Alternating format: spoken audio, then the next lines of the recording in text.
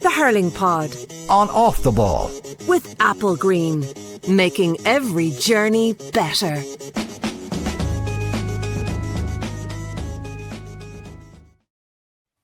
Yeah, it's a slightly delayed Hurling Pod this weekend because James Skehill was sick. I was sick last week. Murph stood in. And everyone was incredibly complimentary about the job that Murph did, even his reads of the sponsorship lines, which he wasn't entirely sure of himself, but he did a stellar job. A lot of people were pointing it out, particularly in the YouTube comments. I noticed that, this isn't what Murph normally does, but he did a stellar job of stepping in while I was sick last week. James Skehill was sick on Sunday evening, so we had to push back. So I'm sorry that the pod is slightly late. Are you feeling better now, Skehill? I'm 6 out of 10. Right. Okay, we'll take that. So bang average, right down the middle. It's above average, Will. It's probably better than most. No sleep last night then with England. Well, that's kind of to be expected. But when we basically got a voice note from Skehill, this is the key. If you ever want to tell your employer that you're not going to make it in for the next day, never send a text message because they know you're trying to pull a fast one. In Skehill's case, he put a voice note in. We could barely hear his voice on the voice note. We went, for a podcast, this probably isn't going to work. It's not ideal. Not ideal. I was under pressure. But we're here. We're here. And we all wanted to have a quick look at League Sunday as well, purely because in the weekend just gone by, there was only one game on the TV. Like, it was a very decent game. We'll talk about it in a second. But because so much of it was in the dark, I think we needed to at least see the highlights before we had this chat. The good news for this weekend, it's a break weekend in the football. So there's hurling across the board both days on the TV. So plenty to look forward to. And it's going to make our job a little bit easier for the podcast next week. But what happened in the weekend just gone by? Well, Cork got a very rare win at Nowlan Park. They hadn't won in the regular section of the league against Kilkenny at the venue since 1987. They're now on the verge of the league final. They play Limerick in their penultimate game. They've got already relegated Offaly in their last game, so you would think the Cork are going back to a league final. Alan Connolly, the most honest man in the world, when the game finished, he was talking to Micheál O'Donnell on TG Carr. Alan, what's the aim? You fully expect he's going to go, well, we've got a difficult game now coming up against Limerick. He said, no, we're going to win that game, we're going to win the league, we're going to win Munster, and we're going to win the All-Ireland. That's what we're going to do. So Alan Connolly is a man who is determined to make up for what happened in the second half of the All-Ireland final last year, full of confidence. Galway, of course, picked up a crucial win against Waterford in the battle to beat the drop. It puts Waterford back in relegation trouble again. Offaly are officially down following their defeat to Limerick, but that defeat for Offaly came at a cost for Limerick, with Darragh O'Donovan out for the foreseeable future with a shoulder injury. He's going to be a big doubt for the Munster Championship. Skehill's had that injury before. It's the AC joint of the shoulder. So John Kiley unsure about the timeline, but looks like he's going to be out for a while. We'll chat about the changes at Congress as well. The ball will now be moved forward 30 metres for descent. It's going to come in for the league finals. Tom Ryan was saying on Monday that basically they didn't want to rush this, and for referees maybe to make a mess of it early on, he wants to give them time. And the All-Ireland Premier quarterfinals will be no more in 2027. Laois's motion was carried, so they've now been removed. Before we dig into the games themselves, Skehill, the Darragh O'Donovan injury, is this a nasty one, the AC joint? It's a tough one, especially in today's game, where it's so, it's like a war out there. I have to say that. I mean that in a good way, in the sense that his position is very, very intense. It's very physical. It's multi-directional, which means he can get hit from any angle and not be prepped for it. So to get back from that injury is going to take a bit of time. Now, I don't know the exact extent of it. We haven't got full news as of yet, as far as I'm aware. No. So, but you're looking at, anything from minimum to, if it's minor, 6-weeker, or if it's serious, it could be requiring operation, and you're heading into multiple months. But in the same breath, I do remember, help me out, gentlemen, was it Conor Cleary, the Clare fullback, that got injured? Was it last year or the previous? Yeah. He popped his shoulder. He dislocated it, didn't he? He popped his shoulder, and I was certain that having had that injury, there was no way the man could feature. And I was wrong. He featured, so that's as it can be done with it, but it's not a nice one to have to get through. Yeah, how much of a blow is this, Murph? Is it softened a little bit by the fact that Kyle Hayes is now back and has played at 6, so Will O'Donoghue can step back in the midfield, you put Adam English beside him, or is Darragh O'Donovan still a big loss for Limerick? I suppose the fact that Darragh O'Donovan has been injured over the last couple of years, so they've had to operate without him anyway, so they kind of know that they have lads to go through that area. It's tough for Darragh O'Donovan. I did the AC joint a few years ago as well. The thing about the AC joint is that when it's 90% right and you have a bit of confidence in it and you're thinking, oh, this is great now, and you suddenly puck a ball and it drops again and you go, Jesus Christ, he literally has to come back to 100% right before he can even go out. And even at 100%, you have it strapped up. I think it's very frustrating for him. He's had his injuries, like I said, over the last 2 years, seems to be kind of constantly injured, just getting back in terms of constantly playing now at the moment. and in a match that they were out the gate, you know, no offense, Offaly, it was closer than I think a lot of us thought it was going to be. But, you know, I suppose if the game, if it was a league final, if it was a Munster semi-final, or, you know, whatever you want to call it, you'd be going, okay, he's have to pick up an injury. But now potentially missing Munster with this injury, it's very frustrating because the AC joint is a tough one. So for Limerick, it's no offense to Dara Dunleav's status, it's not a huge loss because they've operated without him. And Limerick have the panel that I think if one player, we've seen Limerick go and win All-Irelands like Ian Lynch without, you know, different players, like really influential players. So they can absorb it. So for Limerick, not too bad. But I feel for that Dara Donovan this week. To ask you a question as well, Murph, do you think, you know, there's been a lot of, I suppose, talk about the Limerick team, the best 15. Does this make John Kelly's job a little bit easier? You know what I'm saying? Like, the slot has opened up to a point, you know. Well, it makes his mind up, I think, a little bit more in that Will O'Donoghue, as Will O'Callaghan has just said, slots back in towards midfield. Don't worry, once both of us got mixed up by Michael Duggan on commentary on a clip that happened on RTE. So that did actually happen. Yeah. I'm pretty sure I put the ball in for Casey, and it was all about Will O'Callaghan's pass in. But anyway, go on.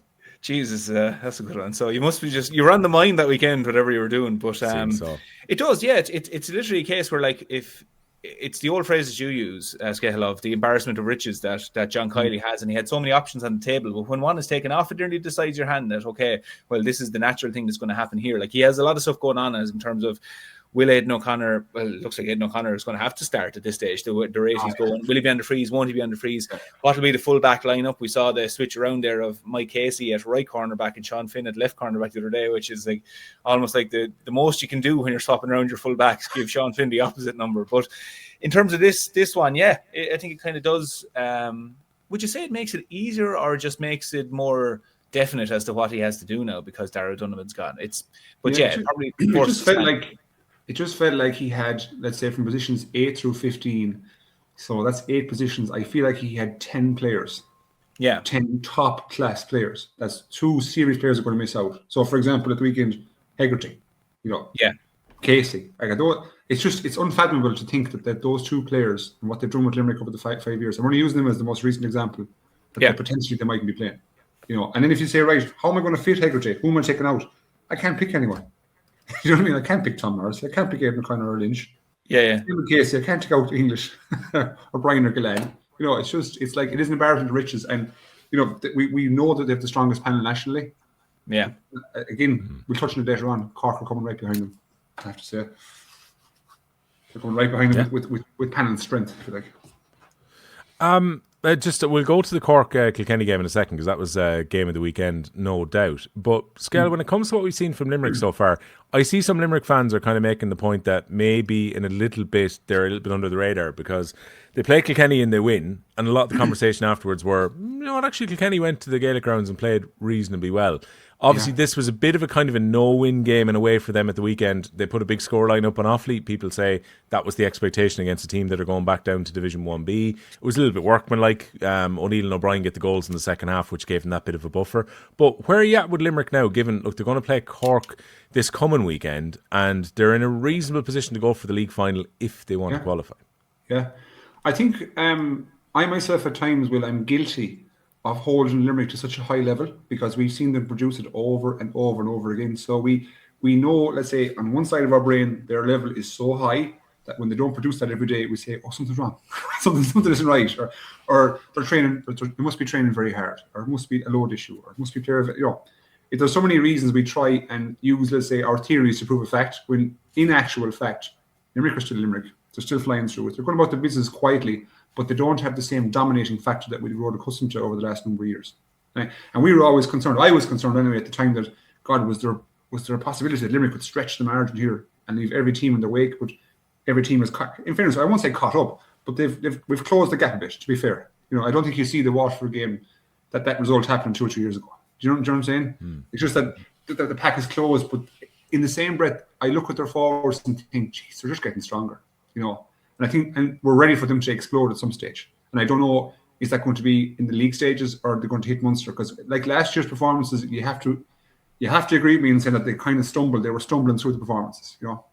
They weren't had the same level of high octane domination that we'd seen from the years previous. And then ultimately the way they petered out of the championship must have been the most disappointing, I'd say, loss in John Kelly's tenure. I would say, personally speaking. So, because nobody expected it, even themselves. I thought from Limerick last year, they were probably mentally off it a bit. And so it looks like this year that they're looking to correct. So I don't care if you don't put 50 points in Offaly or you put 219, it's all they want, get through the victory. And I think they play Cork. I think are Cork guaranteed league final place? I feel like they are. They basically, as long as they avoid defeat against Offaly, who are already relegated in the last game, they're definitely in the league final. But so correct me if I'm wrong now, sorry. So Cork and Limerick are 1 and 2. I know I jumped onto a permutation situation here. Mm-hmm. And you've got Galway, Kilkenny, Waterford, and Tipp all on 4. So in the head-to-head, Cork have Kilkenny, and they have Tipp, and they have Waterford. So, and they have Galway, obviously. So they have the 4 teams. They have Galway as well. So that's a good point. Yeah, they're going to the final. So they can't get beaten. They can't get overtaken. Isn't that right, though? Because no matter what happens, 2 of those 4 teams, you'd imagine, will get 2 extra points this weekend, bring them to 6. So let's just say, in theory, Galway beat Kilkenny, and who were Tipp playing? Tipp are playing Waterford. Tipp play Waterford. And they go to 6 each. So even if they win the last games, they're still not in the final because Cork are the head-to-head. Isn't that right? That's a good point. Yeah, so they're in the final. 8 points. Final, like 8 points is always going to get you to the final anyway. Yeah. Okay. Sorry, I veered off there. Will apologies. No. And look, the reality is, by the way, they're not going to finish on 8 points, so they will pick up a draw or win their last game, even if they don't beat Limerick this weekend. Yeah.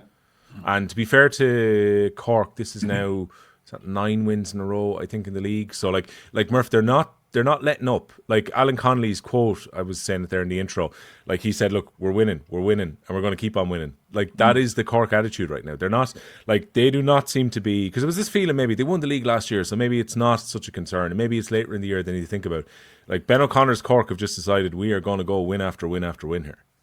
Yeah, it feels to me that they have really looked at what's their needs, like mentally upstairs. What's their needs in terms of focus? And we often talk about momentum, like momentum in any sport in terms of winning. Once you get it and you have a feel good factor, etc., you want to hold on to it. But I think, like, I was reflecting on this in terms of, we don't often hear other teams speaking like that. Like Limerick speaking a different way. When Limerick were really on a roll, they weren't speaking like that. They were talking about more like, oh, we love the journey and we love this and we love, the pressures of privilege. That was a line we hear out.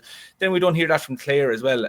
And the reason I think that is because, like, each county has to kind of tailor emotionally. This is kind of tapping into the emotional side of it. You have to tailor your needs emotionally to what way you're going to approach the year. And like, if you look back, let's say Cork and Clare All-Ireland final 2024, like me and you, Will, we picked Clare in that final, even though Cork had just turned over Limerick. We picked Clare because we felt Clare were a type of team that, regardless who they play, they could just fit the mold to get the win on a certain day. I never really got that impression from Cork. Like, over the last few years, for me, if I was to describe Cork, it was, when people write them off, they were extremely dangerous and really got up for a game and performed unbelievable. When they were the favourites out and out, and I'm not tapping back to the All-Ireland final on this, but when they were out and out favourites, they sometimes struggled with that tag. So with Ben O'Connor in now, I really get the feeling where he's like, lads, this is very simple. We're not aiming to peak. We're aiming to win every single match. And something I thought that was really impressive against Kilkenny was those players. Like, I saw Tommy O'Connell last year in the All-Ireland final. They called him down and they sent him back up into the stand a few times. He wanted to be involved, and was, what stage was he going to come on? And then eventually it was a little bit too late when they brought him on. He started the weekend and, really puts the hand up for a jersey. Plenty of lads as well. There was a huge appetite. There was a huge hunger. Because there's a change in the guard with the management, I think a lot of players see that opportunity at the moment. But also now there's a new message, I think, in the dressing room, where Ben O'Connor is quite obviously, like, I mean, Jesus, he was decapitating journalists there in the first week in his post-match. Like, he's just very much coming out saying we're going to win it. He even said about coming down to Nowlan Park, was it 2 weeks ago? 3 weeks they've been off for now. He was saying, like, listen, we're going down. We're going to go down and try and win that match. Quite often we don't see managers saying that. We say, like, we're going to go down. We don't see the performance, etc., etc.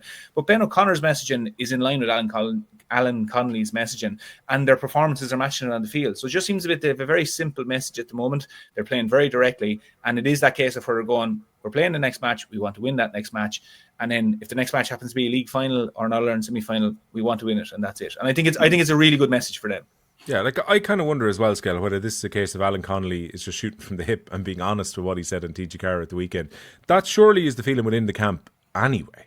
Like, this whole idea, I find, is that when players come out and play it down and go, Oh, well, we've got a big game next weekend and we're not thinking too far ahead and we don't want to think too much about what could happen later on in the season. The reality is for them in the camp, they're like, well, we want to win the All-Ireland this year and we'd like to win Munster, we'd like to win the league as well. That would be what Cork are thinking anyway.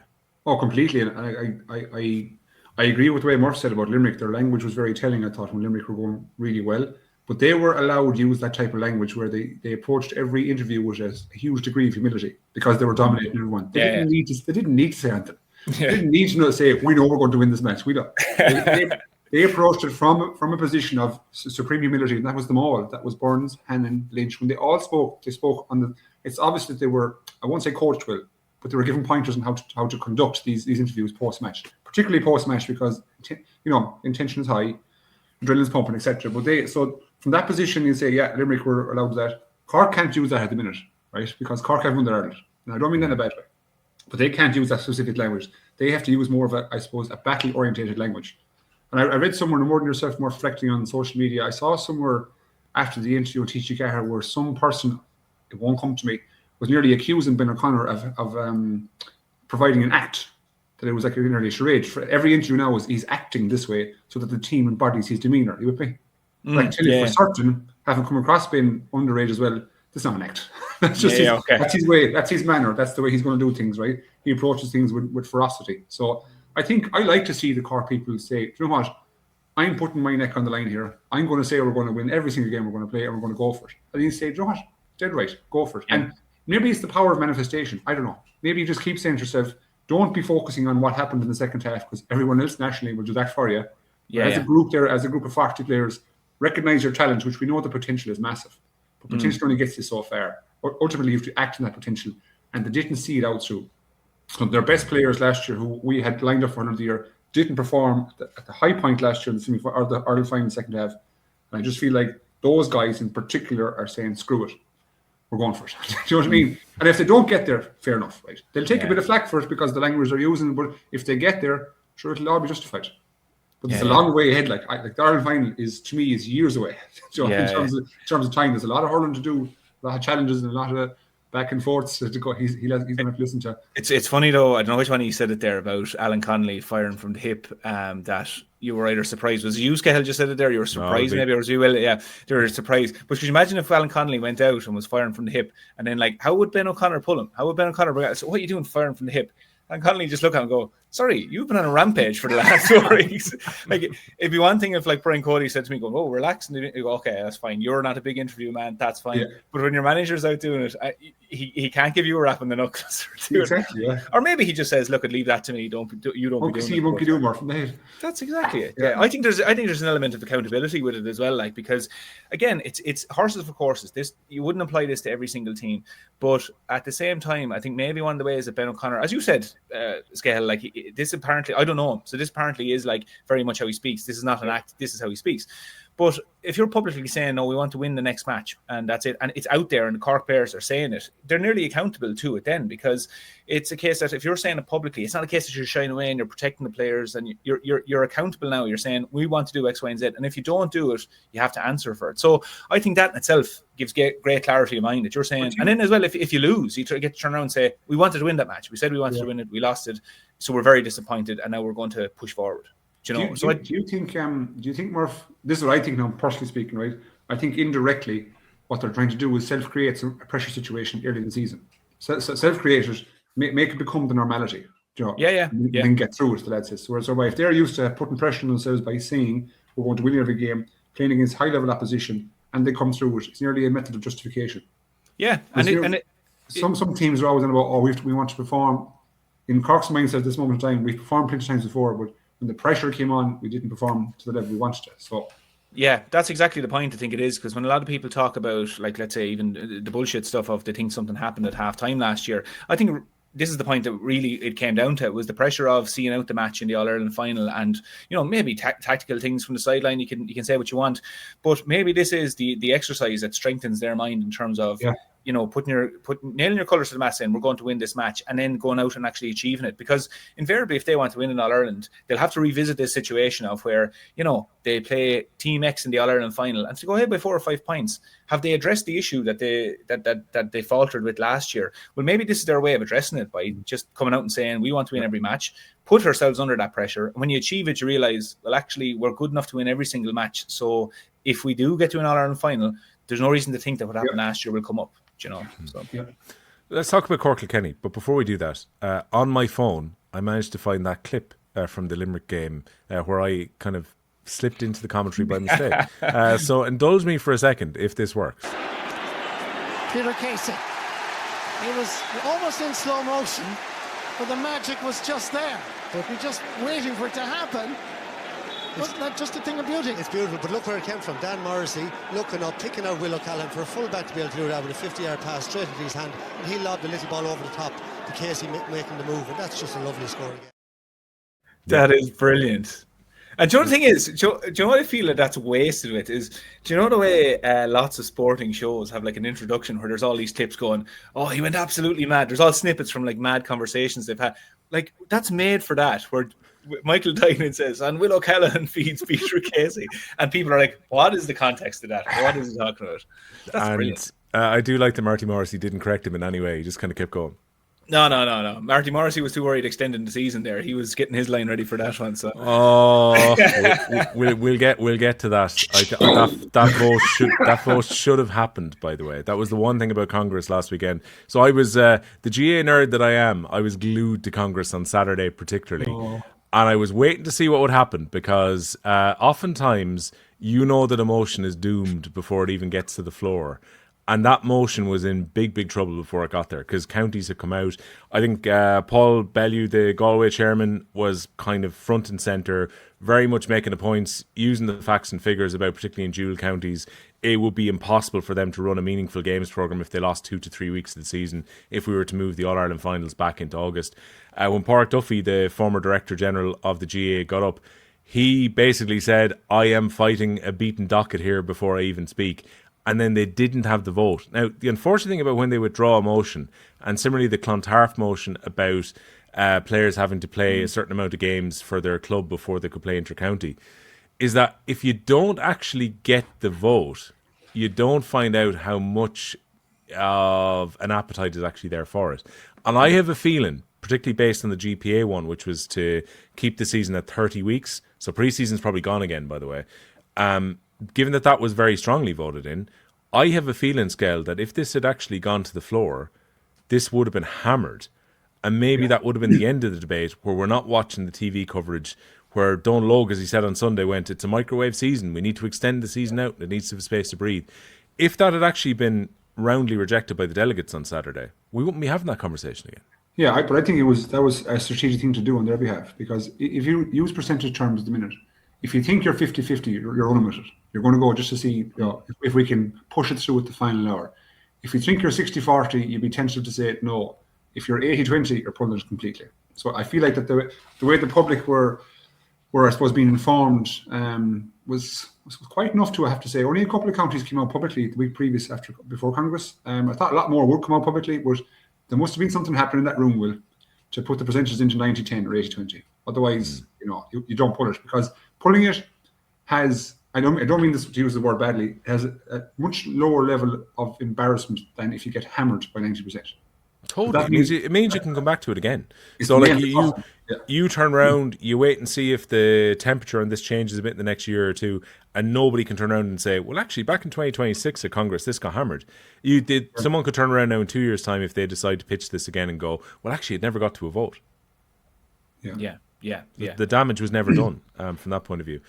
Like, it's one of those, I'm kind of sick of it at this stage, Murph, for hearing about it. But then again, I am very mindful that when I was tweeting the results of some of the different votes, straight away people were saying, oh, we need August finals back.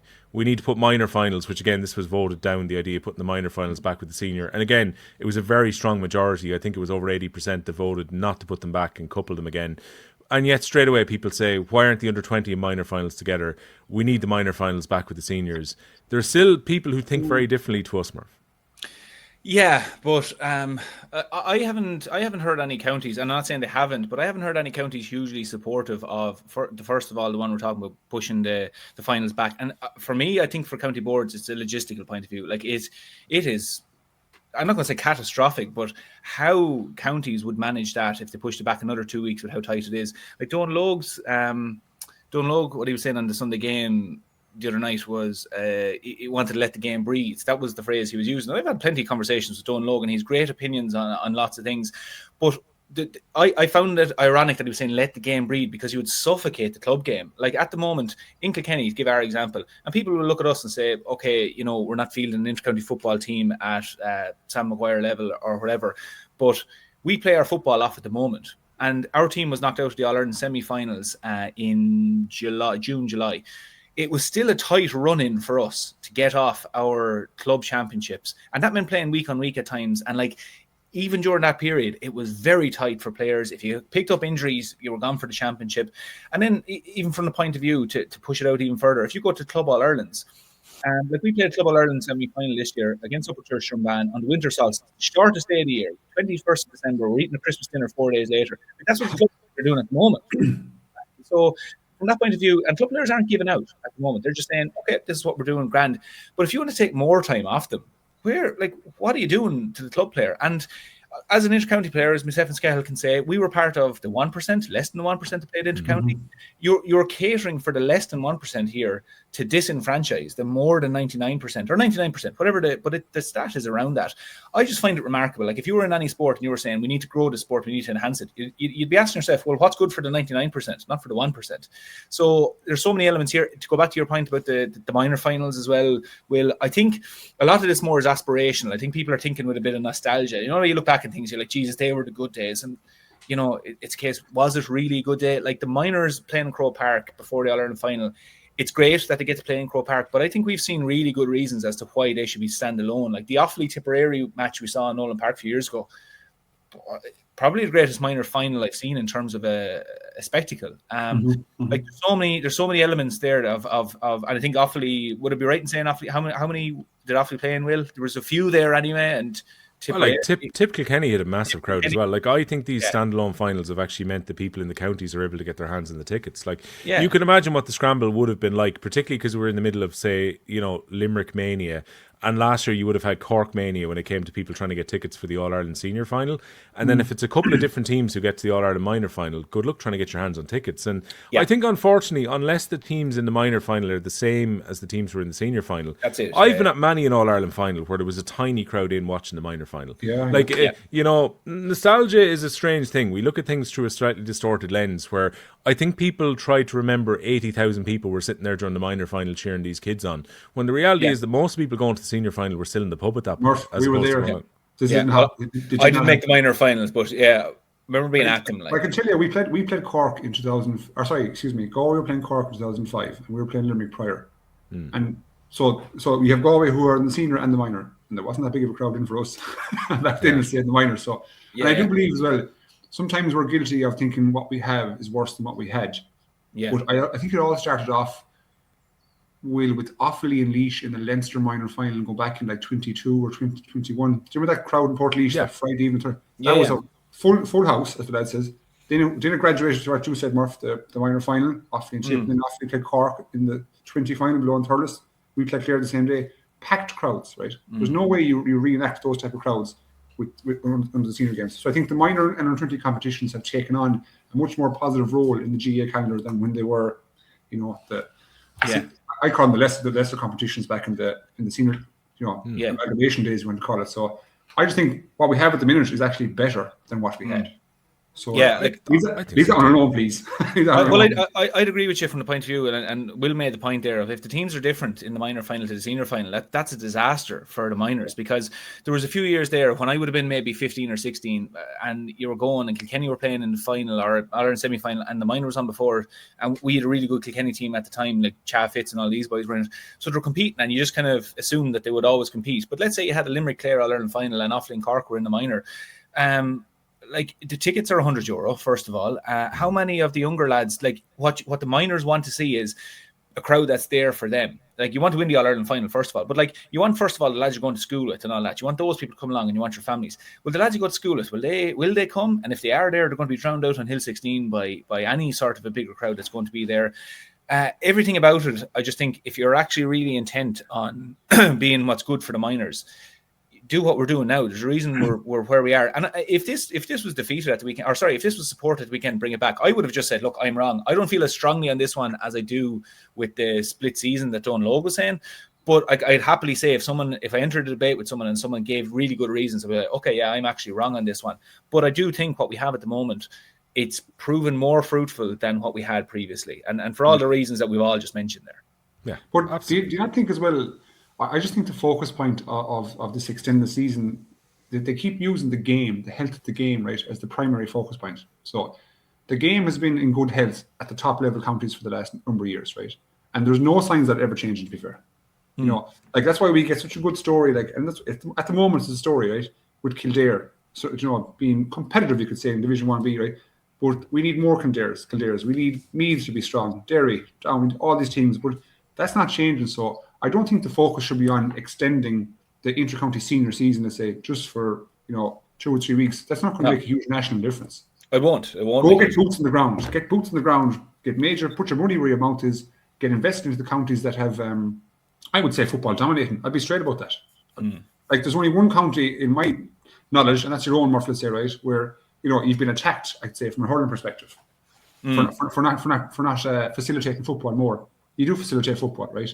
But there's other counties, as you say, as we mentioned before, loads of football counties don't facilitate hurling to the same level. So yeah, I just think the focus, forget about the senior season, put it in the clubs, schools. We've had this conversation multiple times. I feel like this is our 4th or 5th season, I forget at this stage. Right. But we've definitely covered this topic 5 times, at least. So One thing that I do agree with Don Logue on is that Derek Kent now possibly could, because Gaelic football has now been quote-unquote sorted with the Football Review Committee, there is a possibility now to put a focus on hurling during the next few years of his presidency. The only thing is, you need to have genuine markers about how they're going to do this. So, like, I agree with Don Logue to an extent, which is that, and we said this at the time, and we've had him on the pod, that Willie Maher has so wide a brief at the moment that it's almost impossible. And I was listening to Johnny Greville, the Meath manager, speaking a few weeks ago about this, and he was saying that he kind of felt that in a way some counties like Meath get a little bit lost when it comes to hurling development, because what happens is the focus is on trying to get helmets and gear to places that don't have clubs, trying to set new clubs up. You almost in a way try and build from the bottom up, and therefore the teams who are in the middle maybe don't get the supports which they require, whether they be financial, whether they be whatever else. And I think there is a possibility for Derek Kent now coming in to maybe put a focus onto this. And to be fair to Diarmuid Byrnes, and Joanne said this on League Sunday at the weekend, it was him who appointed Willie Maher. It was him who put this hurling development committee in place. But I think a little bit of extra support around him would be no harm, Murph, either. Like, one man and road shows and whatever else can do a certain amount, but it's impossible for him to fix everything about hurling in one go. Yeah, absolutely. And like, I've spoke to Willie Maher myself, like, outside of being on the pod here, and like, I was really, I was delighted when I spoke to him. I was like, this fella has huge energy for this job and he's great ideas, and like, really is the right man for the job. But you still have to say that, Jesus, he's still only one man at the same time, and he's covering a lot of ground. He's trying to get around. He's trying to do a lot of his work from Dublin, which is obviously, where he can be centralised and get the most amount of work done. But he's also getting out and about. He's done a lot of road shows as well. But I'd agree with you, like, he does need more support. You can't expect one man to fully just, turn the tide altogether. He might put the maybe foundations in place, and if he did that during his tenure, I'd consider that a success, whereby the foundations are in place and it's starting to head in the right direction. But the idea that maybe some people think that he's going to overhaul the whole thing in, I don't know how long he's in for, 3 to 5 years, I'd imagine it would be the expectancy for it. I wouldn't expect any man to do that. No, I'd absolutely love if he proved me wrong, but it's a very tough thing. Like, the more support Willie Maher has to support the great ideas and the enthusiasm he has, we're doing ourselves a great service if we just gave him that more support. Let's see what Derek Kent does. He was obviously voted in with a very strong majority at the weekend as well, and we wish him well when he takes up the role in a year's time. Now, the Hurling Pod and Off the Ball is with Applegreen, helping you relax, recharge, and enjoy the journey ahead. as I mentioned at the start, Cork's first win at Nowlan Park since 1987 in the regular section of the league. I thought they were pretty impressive, Skehill, to be honest. There was obviously the massive goal threat there. Got an early goal. Brian Hayes, Barry Walsh, Alan Walsh all hitting the net. Probably should have been a little bit more comfortable in the finish. Like Alan Connolly missed that penalty, which is well saved by Tallis. And also they missed a few other chances. Then when Owen Cody gets the goal, it comes back to a point late on in the match, and Cork were kind of able to just hold on at the end of the game to win it. But to me, this is maybe more comfortable than the final scoreline suggested. Yeah, just when you use the terminology "hold on," I was going to pull you up and say, "Jesus, I didn't feel like that to me now." No, you know what I mean though. When it was down to 1 point, they had to close it out. They saw it out, should I say? I always felt Cork would control this game, to be honest with, regardless of venue or the crowd. First of all, they came with a big crowd, which I was very surprised with. It felt like they outnumbered Kilkenny Murph as well in the stands, but maybe just because they're boisterous, but. They just have they have a level of confidence right now that they can bring in some new players. Again, guys I haven't heard of. Like we know about William Buckley. He was the most recent guy we started talking about, 4 weeks ago. Now there's Barry Walsh and Hugh O'Connor. They're just adding to the mix. So they have a plethora of options, and it goes back to the point I was raising earlier on about the panel depth. And if you've got, I know I'm rehashing over ground, but if Ben O'Connor is saying we're going to win every game, he puts a focus on every game, so that when the younger players come in, there can be no illusions. This is full duck or no dinner, my friend. We're going to win this game. So they just felt I thought they defended fierce well.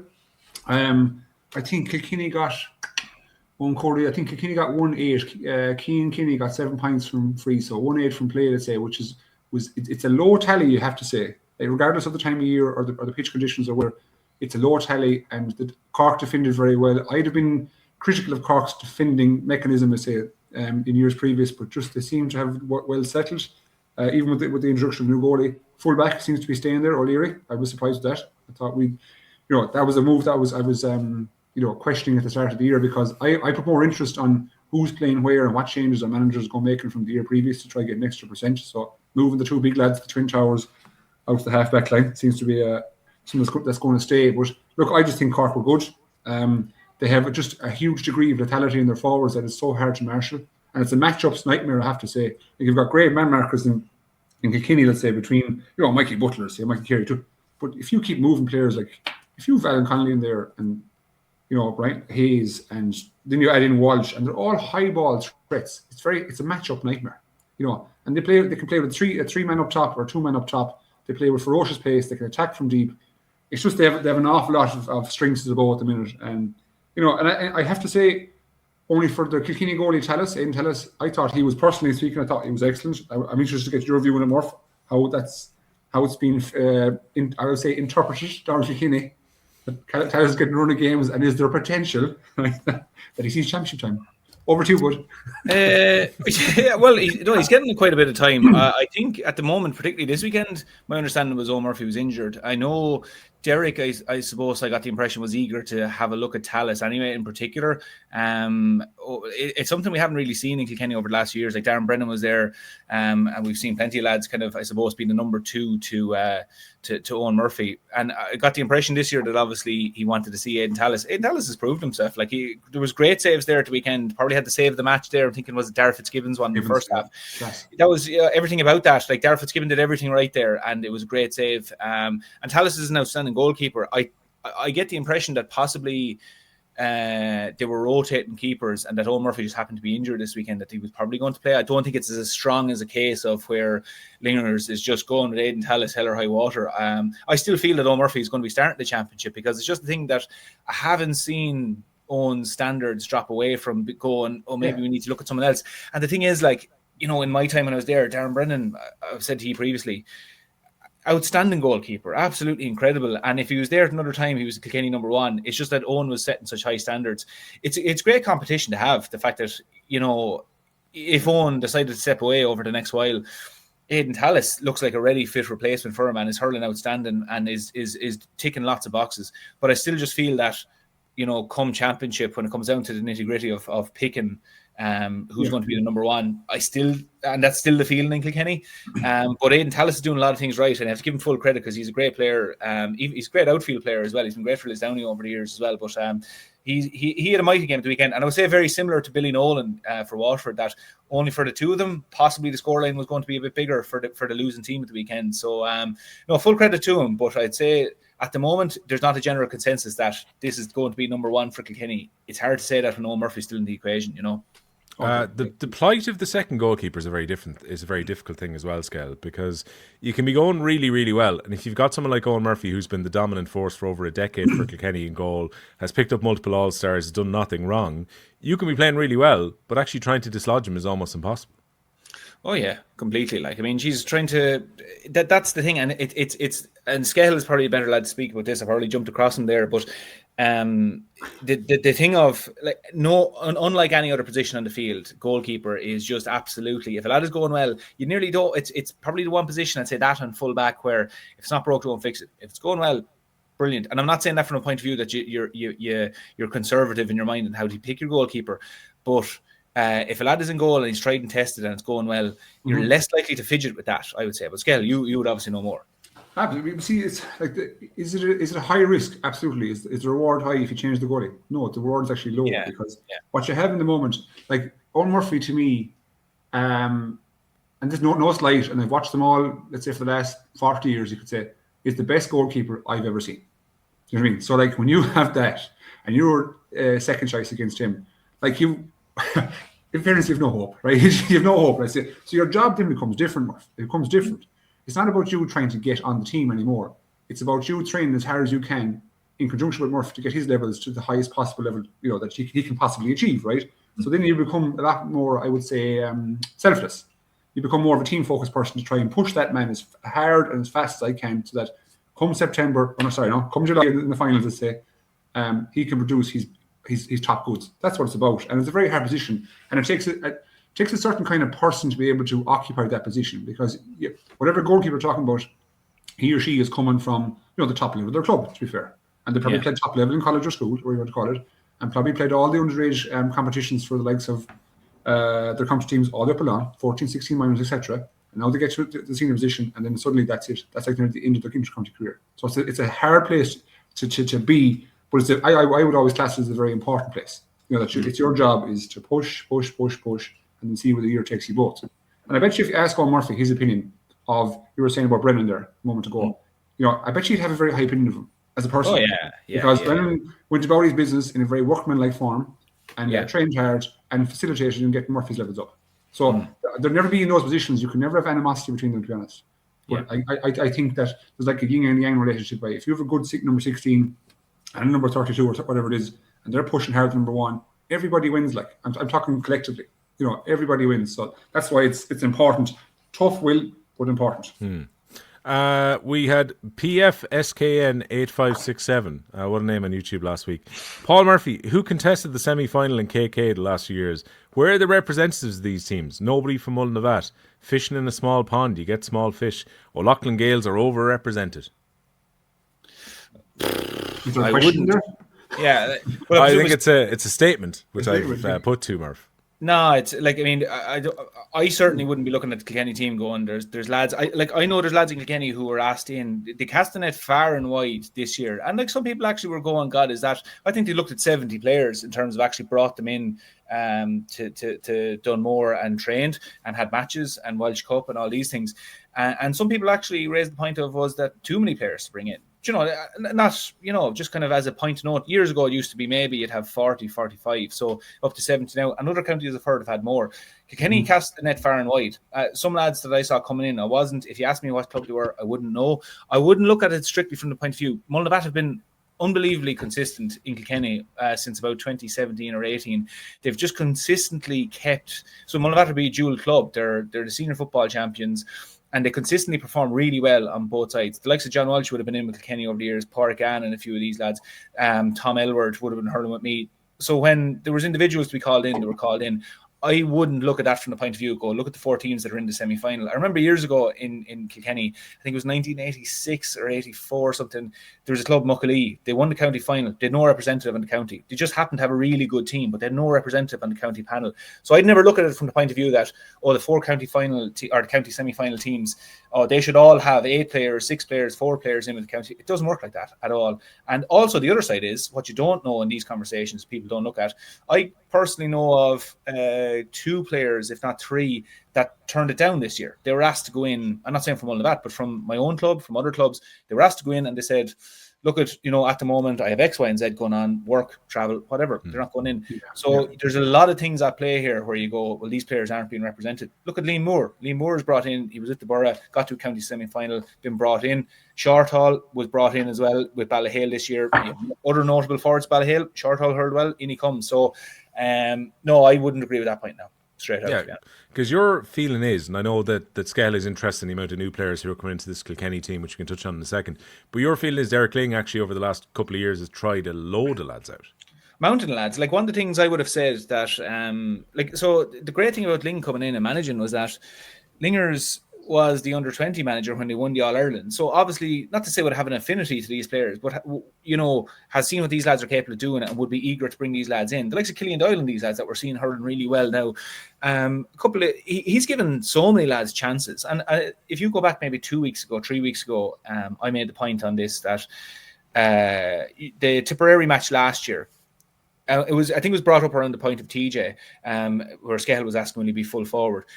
The point was that at times where he played, let's say, 2 newer lads with TJ at full forward, TJ was lad performing. The other lads maybe weren't getting traction. They weren't making the ball stick. They weren't having the impact on the game. But Derek was trying these lads. And at the moment, at the weekend, he tried plenty of lads. But then there's some people maybe looking at other players, maybe players from their own club, maybe from whoever.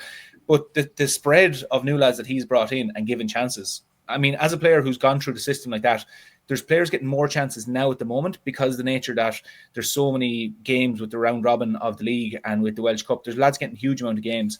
And I really think he's leaned into that. That it certainly wouldn't be one thing I'd be critical of Derek Lingford. And even if you go back to our early conversation, Aidan Tallis is in the goal, Killian Doyle, Bulger, we have Barco, we have a heap of lads there, Liam Moore.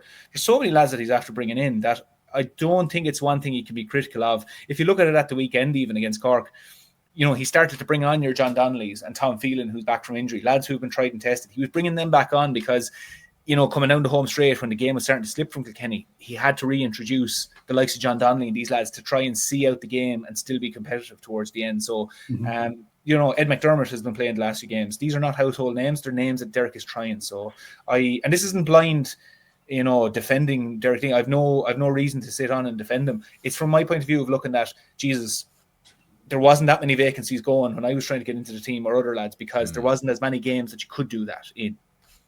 Yeah, because your feeling is, Kel, this is a team that, to use your phrase from a few weeks ago, there's kind of massive surgery going on right now. Some of it's enforced because you get someone like, say, Hugh Lawler going away. You get injuries like Adrian Mullen's going to still be out for a little while with his thumb injury, so you have to kind of try players out. At the same time, though, this is a very different looking Kilkenny team in the league this year. It is, and I admire his approach, to be honest, because it takes a bit of bravery to go away from what you've been doing, let's say, and try and trust. I would say trust into players that, I don't mean this a bad way, haven't been proven. Whether that be at club level or at underage level. And I'm going through the teams there, and Kilkenny they've moved players around a good bit this year to try and get their best kind of set team. So they've put Cody into full forward, they've put Mossy, it's keeping Mossy at corner forward, they've put Paddy Diggin up into the half back line. I'm wondering was that to make room for Richie Reid. They're keeping Corcoran at 6 by the looks of it. They're keeping Carey at 3. They like Dial at 5. So it's like he's formulating what it looks like to be his set team. As I said, 3, 5 and 6 look to be very well set. He's persistent with Blanchfield, who I would have gone accustomed with Blanchfield in the half back line predominantly at midfield, and Blanchfield's going well. He likes Malay midfield, so do I. He's moved Kenny to 11. So there's, when I say surgery, there's been a bit of surgery for guys, but in a positive manner, I have to say.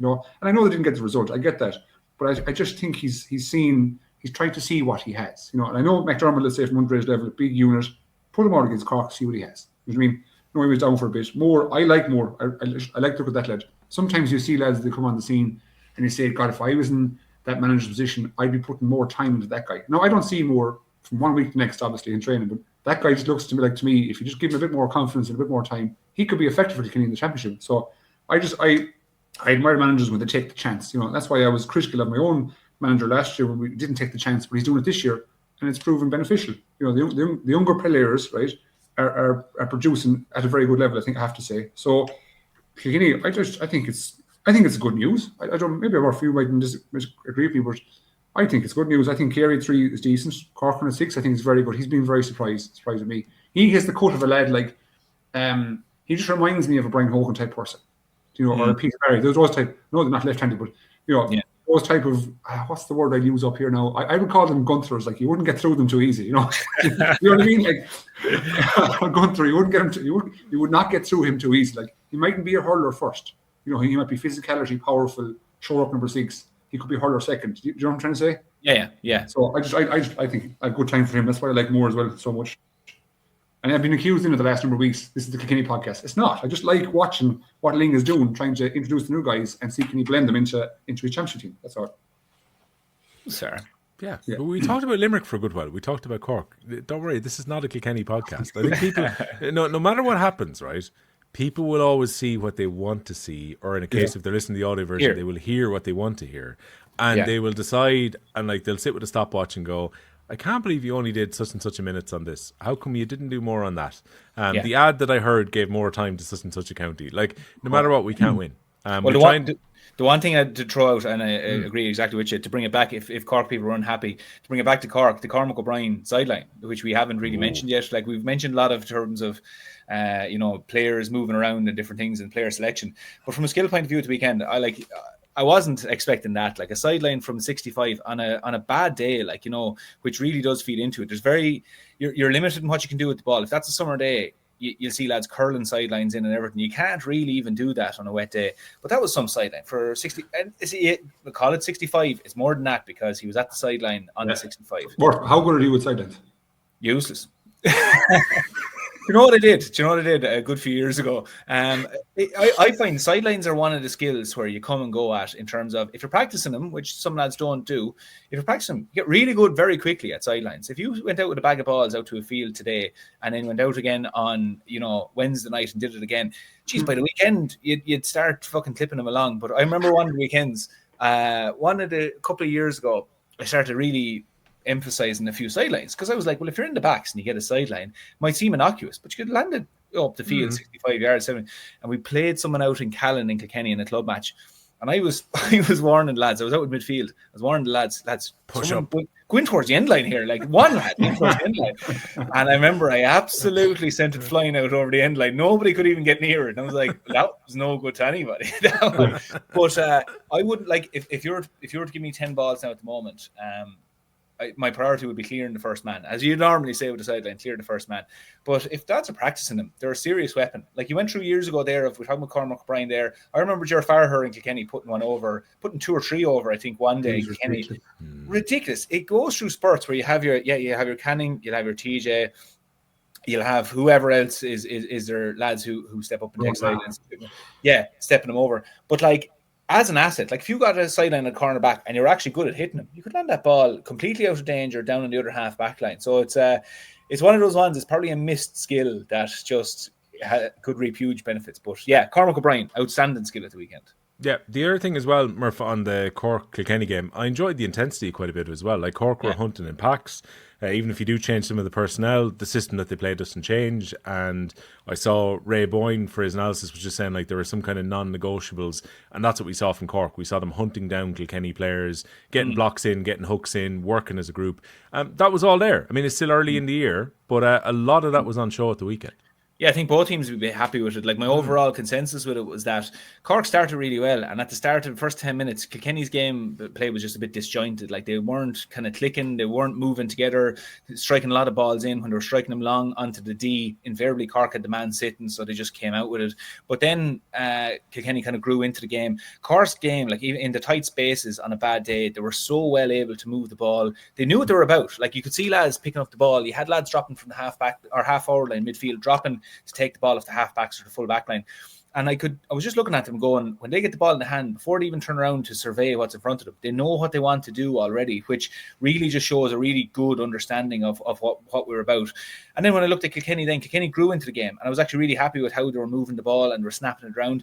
I think, again, it's another week where we would just talk about Kilkenny wasting chances. Like, Cork were the better team in probably every area, but I was really happy with Kilkenny in lots of areas that, you know, they were working hard. Like you said, the tackling for both teams. Tackling was really intense. There was lots of rucks that didn't just turn into nothing rucks. Like, lads were fighting for it. The game was played on an edge as well. And like, I wouldn't like anybody criticizing that. There was yellow cards and there was no dirty strokes to my memory in it. But it was played on that edge where I would always consider really good teams playing the sport if you're going to be successful. Like, even in particular Cork, like, if you know, there's a few sneaks here and there, but I think that's the sign of a team who's really playing, pushing it on the edge, and that's a good thing to be doing. But I think the tackling was absolutely class. Cork were fully deserving and could have won by more. But I, as a Kilkenny supporter, I'd still be taking a lot of good things from it, going, yeah, that's really good. Yes, we have to work in a good few areas here. But when I see the likes of John Donnelly and Tom Phelan, like, Tom Phelan was probably Kilkenny's best player back in the All-Ireland final in 23, has been injured pretty much since. But the likes of them coming back as well would be heartening. But obviously Cork are in just a much better position at the moment.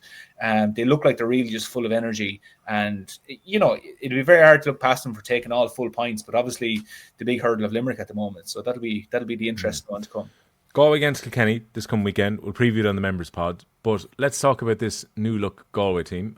We'd Kieran Hanrahan play his first game for Galway at the weekend. Yeah. A lot of these kind of younger players who were coming to the team, I thought he was pretty good from the clips that I saw, and all the reports are that he played very well during the game. Goals in the first half: Ronan Glennon, Colin Malloy. Galway win 218 to 16 points. Again, this is a difficult one to understand why it wasn't available to stream somewhere, at least, given the implications at the bottom of the table. But the reality is, Galway have beaten Offaly, beaten Waterford, which are the two games, if you're going to fight relegation, they needed those 4 points. And over the last couple of weekends, they've delivered them. They have, yeah. And to be honest, I thought we'd win the game, right? I didn't think we'd win it as well. And from watching this now, obviously we only got, let's say, snippets of it, to be fair. It just looked like the Galway were always in control. You know, whether that be physically, the scoreboard, obviously, they used the conditions quite well. So being up what they were up against the Breeze in the first half was a surprise. I didn't think we'd get so much the level of contribution from the younger players than they did. Like, Jason Rabbit got the point. Like, you can't underestimate the skill of what he did to catch that ball to set up Ronan Glennon for the goal. So it goes back to what we're saying about the big man at 14. If you've got a big man at 14 who's also mobile and has that kind of soft touch, if you know what I'm saying, that he's a very, very high skill base, it becomes so lethal. Like, it becomes so lethal. So very happy with the likes of Nowlan, very happy with Colin Malloy. He's a rich good finisher, and Jason Rabbit. Not saying that's going to be our full forward line come championship day, but it's I used the phrase again this morning, it's adding a few more strings to our bow. It looks like we can shoot now from a lot of places where I would have questioned that over the last couple of years, where our scores going to come from, particularly from distance. So we've got Keane Daniels, a young fella there from Tommy Larkin's coming in, and it looks like we're getting minutes into players that are going to set into positions. So Killian Trayers, he's a fantastic player at number 6. Like, I'd like to see him at number 6. We didn't have Dahi Burke. You mentioned Kieran Hanrahan, probably been the best cornerback. He plays there for his club as well. Like, probably been the best cornerback in Galway over the last number of years. So see him getting a chance is good. So I've only positive things to say about Galway. I've been on this podcast plenty of times, Will. I've been critical. I mean, look, they deserved it, but I'm just quietly content with what they're producing. I know they lost the first couple of games against Cork and Tipp. I wouldn't say they got hammered if you look at the scoreboard, but I think we're in a good place. I think we're far better. I think we're miles and streets ahead of where we were last year. Being honest, I think we're streets ahead. Like, I still think back to that performance against Tipperary in the first round of the league last year. It was so bad, and it was so concerning that I was like, I was nearly writing off the year already. You know, that's how bad it was, that first performance. But as I said to you, even though we lost the first couple of games this year, I still wasn't, you know, there was snippets that said, yeah, this can be done, let's say. This looks decent enough. Then you add in Nowlan, and Nowlan now is getting a bit of traction. He hits what he hit the other day, 4 points, I think, from play. You know, he's a shooter, he's athletic, so you get that your young players moving and they're contributing at a high level, you know, sure, it opens up, doesn't it? He's you know what, he's very good at making space as well. So I didn't get to chat to you last week. The Galway Offaly game where Galway played against the wind in the first half. Like, Nowlan oftentimes was winning his own ball, kind of drifting out into space and getting shots away, and he was doing that against a fairly strong wind during it as well. Like, to me, he looks like a really, really good talent. We've obviously just been waiting for him to explode, but the likes of himself and Rabbit are going to get those chances now, aren't they? Oh, completely, yeah. And they've been entrusted, like, and they're They're starting every game. They're playing a huge portion of the game. Nowlan played 60, 65 minutes. I think Jason played something similar. Like, so it's not as if they're only lasting a half and getting taken off because the performance isn't great. They're being entrusted to do the job, let's say. And Nowlan is probably, he would have come out of this county with the highest level of potential. Probably had a bit of a stop-start year last year because he got an awful hamstring injury. So he just seems to get moving again, and he's a very fluid athlete. So, you know, he's not very one-dimensional. He can move multi-directions. He opens up space for himself very fast. Unbelievable skill. So if you're to ask a lot of the Galway public, will, who is the man that's going to carry the fight for Galway for 10 years? You know, it's going to be Aaron Nowlan, to be fair. But I think he'll be ably supported by Jason Rabbit and Rory Burke. We haven't seen Rory now going through a bit of an injury at the minute, but those three guys are going to be, let's say, the nucleus of the Galway forward line for the next decade. So getting them in now and get them going, I think is definitely the right decision. Right, excited to see how they go. That puts Galway into a decent position. They've got Kilkenny at home, Limerick away in their last two games. Whether they're going to need points, Murph, is determined really by what Waterford do against Tipperary in their last game this weekend. So Waterford won't play in the last weekend. 3:15 start, Walsh Park, TG Card this coming Sunday. Not to get into the preview material too much here, but Waterford need a result. Can they get a result against Tipperary on Sunday? They can, because they've beaten Limerick not too long ago. And if you're beating Limerick, you're not too far away. The thing is with Waterford, and to touch back to the Galway performance, I would class this performance quite similar to Tipperary the week before, where I'd say it's very hard for Peter Queally to put the finger on what actually happened here, because they were well off the pace. Like, even just from watching it, there's so many missed tackles. There were so many times, like you mentioned, Aaron Nowlan. I can think of one of the scores Aaron Nowlan got where I think he just sidestepped maybe one or two Waterford defenders, and nobody kind of went with him, like, which is kind of symptomatic at times of where your tackling is just not 100%. It's at 90%, and there's just cracks. Like, again, I mentioned it previously, only for Billy Nolan, it really could have been a high score here, which I think would have done Waterford a disservice considering the last couple of weeks they're after putting down. They can, yeah, like they can get a result against Tipperary. There's no doubt about that, because Tipperary are also coming off the back of trying to get their own house in order after their own performance against Limerick. So, you know, it's kind of two teams who are going to be coming off the back of performances that didn't want to have, and it's a question of how they respond. My inkling would be is that Tipperary are in a better place to respond at the moment, because, you know, they just have that little bit more belief, I suppose. They have a few more players tried and tested. So I just think Tipperary are probably in that position. But Waterford can absolutely get a result here. Like the league can be funny this way. Week to week, teams can find it hard. I know Tipperary will have had the break at the moment, but, you know, it can be quite difficult on teams to keep going week on week and keep performing to really high levels. So it's interesting that there's two teams, though, like that, coming in off the back of two kind of stale performances that, you know, to try and duke it out. But I just give Tipperary the edge on this one. And like, the thing is, if Tipperary get back to the standards where they were playing, you know, previously, could beat Waterford very well. But like, Waterford have just proven several times that they can be quite good at rebounding. You know, bad defeat to Cork in the first week, go out and beat Limerick then the following week. Like, the performance against Kilkenny would have warranted getting a point. You know, you wouldn't have felt too hard done by if they got a point. But then going out against Galway, then it just feel like they never even laid a glove on Galway. So it's the inconsistency with Waterford finds it a little bit hard to figure out what they're about at the moment, whereas Tipperary have shown us a little bit more. So you'd have to edge Tipperary on that one. Yeah, Peter Queally got a look at some of his Ballygunner players coming back in as well. So Ian Kenny, Aaron O'Neill, Paddy Levy, Kevin Mahoney, all involved at the weekend just gone by. So they're starting to kind of just deepen things a little bit as they head towards Munster scale. The thing is that Walsh Park is a really important factor here. So the points that Waterford have picked up so far, beat Offaly, beat Limerick, both at home. So there's no doubt that they're going to target this as a potential win at home. And obviously, look, they're going to need at least a point if they're going to stay up. But is that not a concern? Like, just looking past the league at the minute, the league will come and go, and it'll be forgotten about regardless of where they finish, to be fair. But if you're only kind of, I suppose, if you're producing your best performances at home, it can be expected. But the manner in which they got beaten at the weekend with it, like, it was really bad. Like I think they only got 8 points from play. Galway got 213 in the missed penalty. You know, so there was no signs. You'd always look at a defeat and say to yourself, right, what areas can I point to that I can put a positive spin in that we can utilise for next week? I don't have much, to be honest, only bar the performance of the goalkeeper. I can't say much more than that. The fact that they're strong at home is one thing. Yeah, and you say, okay, fair play, strong at home, but you're in Munster. So you have to travel. Like going up to Limerick or up to Cork, like, that's not that simple, let's say. So, and I know there's other counties that have been difficult in the past. Like we always mentioned about Antrim, and I would always put down to the distance they travel. And I know Waterford to Galway is no short distance either, and that could be a factor. It could be a factor. The weather could be a factor too. But they need to produce something, and it's amazing how much the narrative can change weekly, as you mentioned, Murph. How like, after a bad start, right? People had them written off completely the week after. Then they beat Limerick. Then they beat Offaly. Now it's a feel-good factor again. Yeah. You know, and now over the last fortnight, actually, hold on. We haven't as a high level as we put them at. But I think it's important that they have to, like, for the competition, yes, they have to win. But I think for themselves, they have to win. You know, they need to get back on the positive momentum trail, because they took some positives out of the game in Nowlan Park. But then they've all dissipated now. I think, in my opinion, they've all dissipated. Yeah. And they're gone. So now they have to kind of regenerate this momentum again, which is hard to do. We've always touched on this podcast. Yeah, and I think for Waterford to carry something into Munster Championship, they need to take something off Tipperary as well. Because if they took something off Kilkenny, then they could go, well, the Limerick performance in Kilkenny. But see, Limerick are a moving target now at the moment. They're getting really better, like, you know, and vastly improving. So you could kind of say, Jesus, would we have beaten the Tipperary or the Limerick we played in week 2? Would we beat them in week 5? I don't know about it.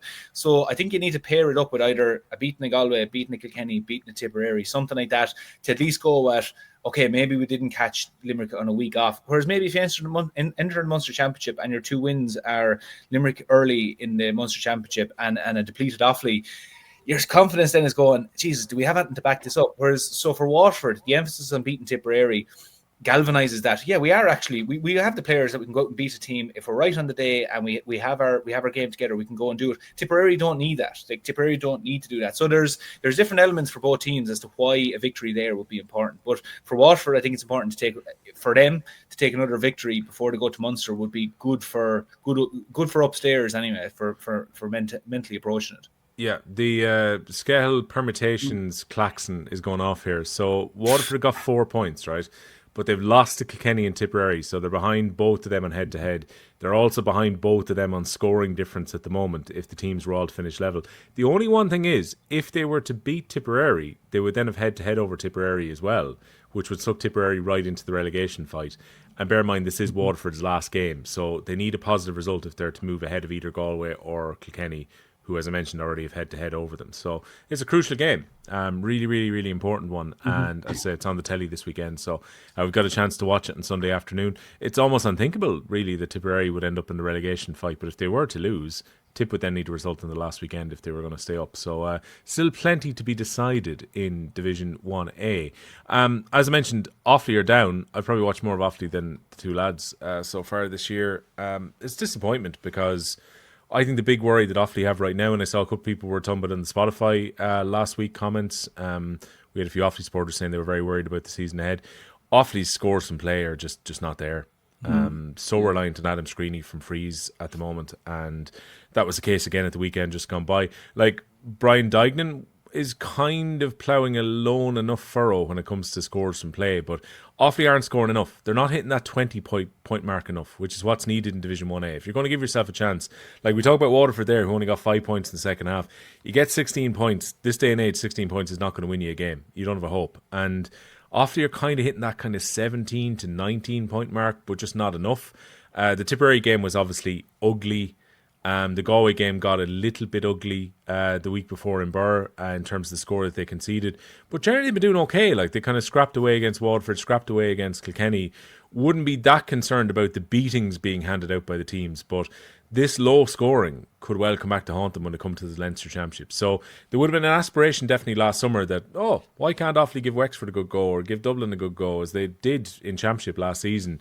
And then obviously they have to beat Kildare if they're going to have a chance of staying in Leinster this coming summer. If they can't find more scores from play, and I appreciate they're missing a lot of players at the moment and missing their captain in Charlie Mitchell and guys who've picked up knocks during the league and have been out for quite a while. If they can't balance this out a little bit more, Adam Screeney frees are not going to be enough to keep Offaly in the Leinster Championship this year. So little bit concerning. I think going back to Division 1B is not going to do them any particular harm, but I would be worried from that front. But I am mindful that there's half a dozen players that still have to come back into that team. So we shall see what happens. But I share some of the concerns that some of those people had on Spotify last week. Just generally what happened at the weekend just gone by. So Clare are promoted back at the first earliest opportunity is maybe the best way of putting this. They won against Carlow on Saturday night very comprehensively, 128 to 18 points. It's been a bit of a breeze for the Banner coming back out of 1B. They'll carry a bit of momentum into Munster on the back of all this as well. In Division 2 on Saturday afternoon, we had London winning against Derry by 3-7 to 14 points. And Meath won on the road against Mayo by 20 points to 1 goal and 12. We already talked about all the games in the top flight. So Galway 218, Waterford 16 points, Limerick 219, Offaly 17 points. And it was Cork 3 goals and 12 points, Kilkenny 115. In Division 1B on Sunday, we had Down 123, Kildare 3 goals and 24 points. So Kildare's very impressive run in the second flight continues, and Dublin hammering Antrim at Corrigan Park by 131 to 1 goal and 16. And in Division 2, the table toppers Laois winning away from home against Westmeath. They beat Westmeath in hurling and football at the weekend, but Laois winning 123 to 17 points. What does that mean for the tables at the moment? Well, Skehill mentioned Cork 4 wins from 4, 8 points at the top of 1A. Limerick just behind them with 6 points from their 4 games. You've got Galway, Tipperary, Kilkenny all on 4 points in the middle of the table, with Waterford also on 4 but sitting in the relegation place at the moment. Waterford have played 5 games, the others have played 4, and Offaly are down, having lost all 5 of their games so far. In Division 1B, Clare already promoted, 10 points on the board after 5 games. Wexford are still in the best position to qualify from 1B at the moment, but they go to play against Clare this coming Sunday. That game is also on TV. Wexford on 7 points. You've got Dublin on 5, with both those teams having played 4 games. Kildare have now got 4 points from their 4 games with the 2 wins that they've picked up against Antrim, and then that win in the weekend just gone by against Down. Carlow are in a relegation fight at the moment. They've got 2 points from their 4 games. Antrim have got 2 points from 5, so just 1 game left for Antrim, where they're going to have to win if they want to get out the relegation spots.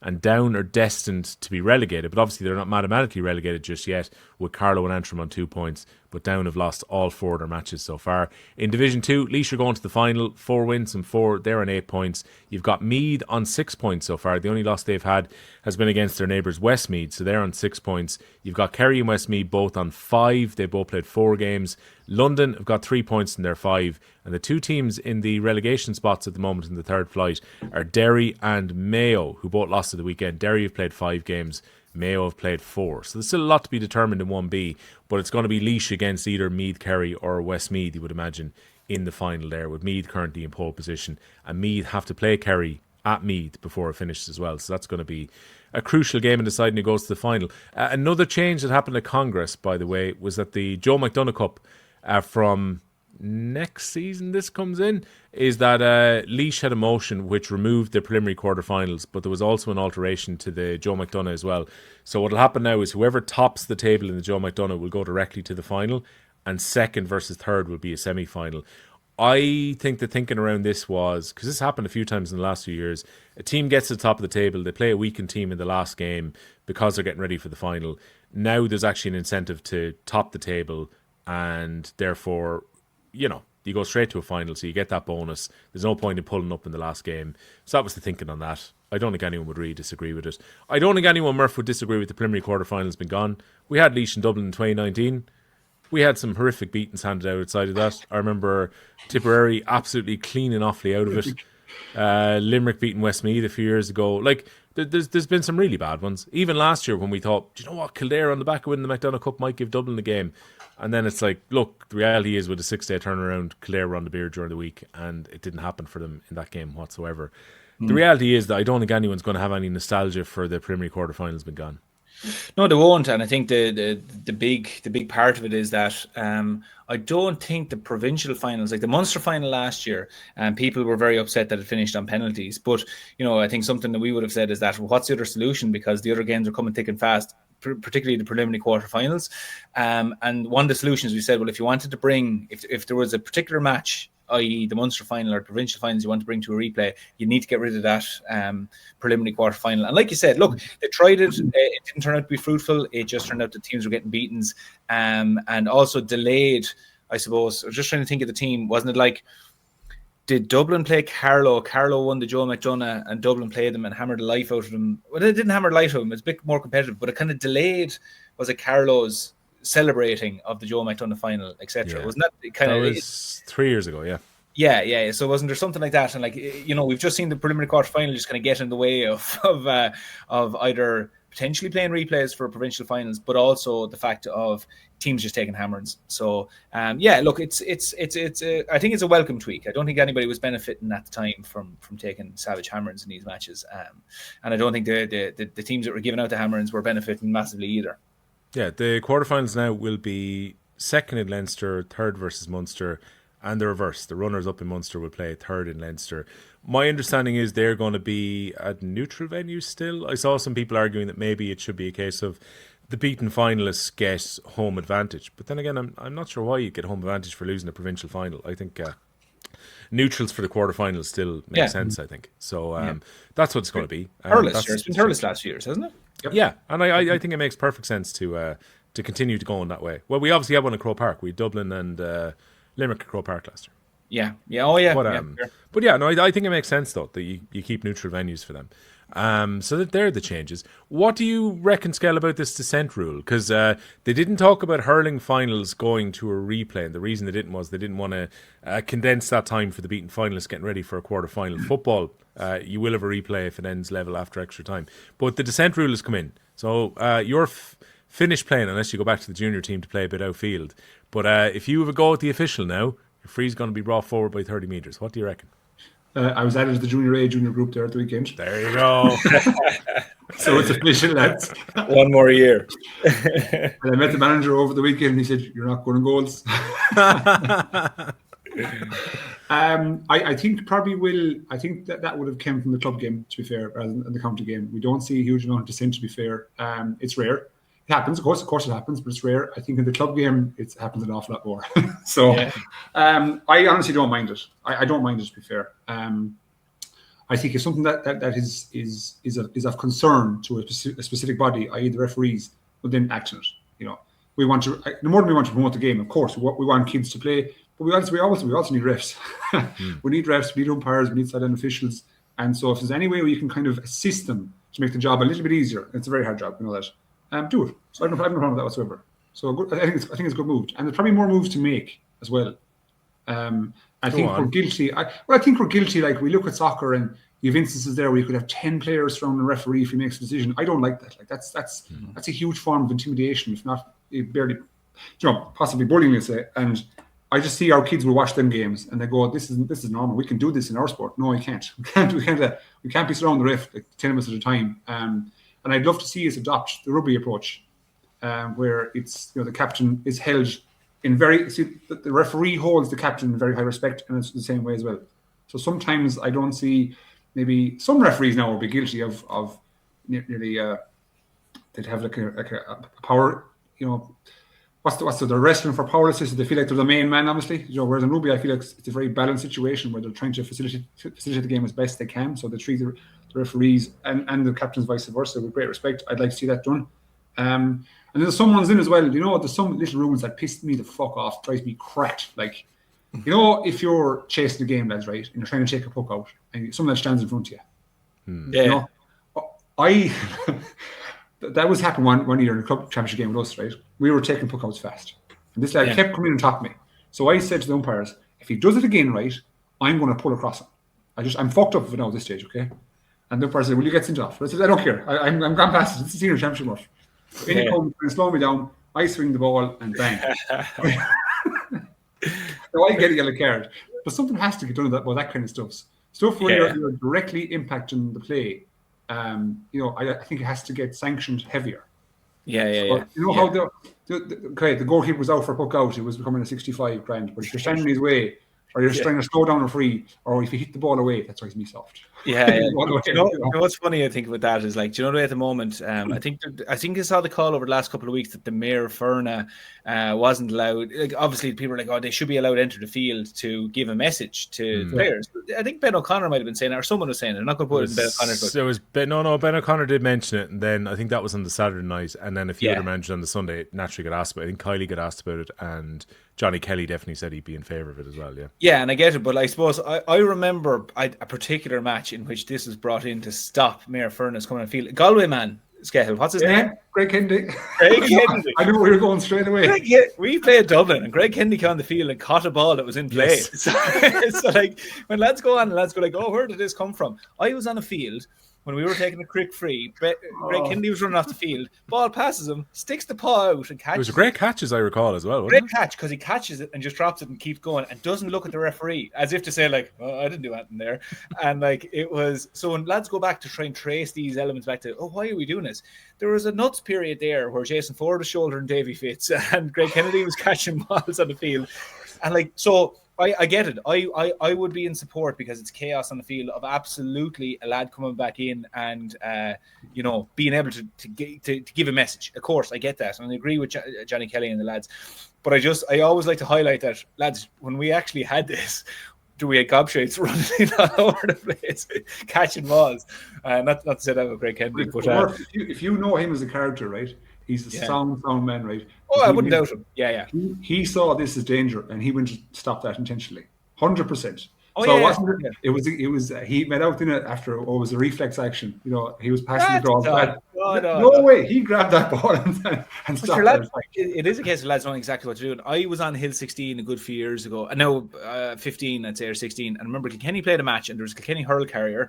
Somebody broke up, a cornerback broke a hurl or something like this, and the ball was breaking out towards away from the goal, but an opposition forward was going to rise it. And as he was going to rise it, a spare hurl, Kilkenny spare hurl, was fucked in by the Ferna, or whatever you want to call him, was thrown in and passed between the opposition player and the ball that he was about to rise, like flew past his face to get into the Kilkenny cornerback.